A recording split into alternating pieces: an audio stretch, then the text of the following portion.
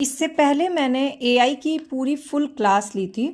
तो एआई का sample paper कैसे बनाना है बच्चों को सॉल्व करने देने के लिए, तो सबसे पहले व्हाट इज़ एआई डिफाइन करने, क्योंकि आंसर राइटिंग की प्रैक्टिस होनी बहुत ज़रूरी है।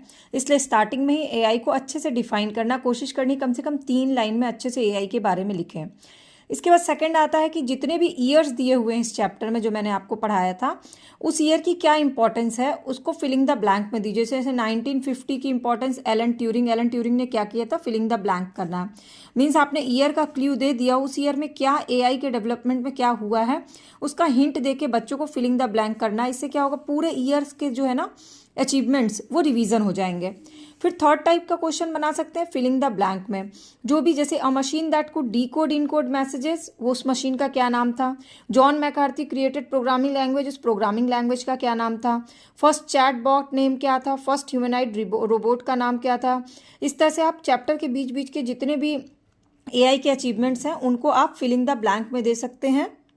नाउ नेक्स्ट क्वेश्चन आता है, आपने इधर पे क्ल्यू दे दिया एप्पल, माइक्रोसॉफ्ट, अमेजॉन, गूगल।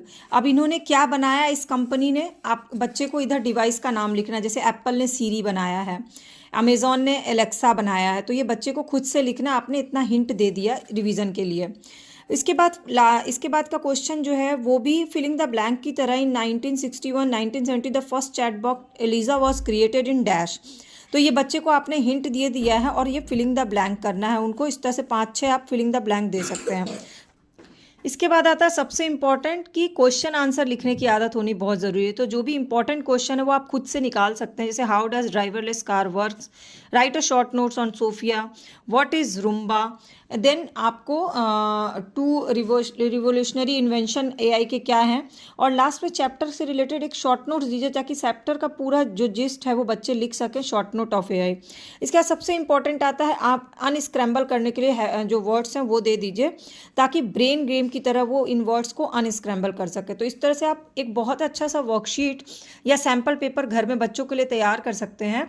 और चैप्टर की पूरी क्लास मैंने ली हुई, एक बार वो उस चैप्टर की क्लास अगर देख लेंगे तो बच्चों के लिए इस चैप्टर को सॉल्व करना आसान हो जाए, क्योंकि उसमें मैंने question wise line by line बताया है कि किस लाइन से किस तरह के क्वेश्चन बन सकते हैं।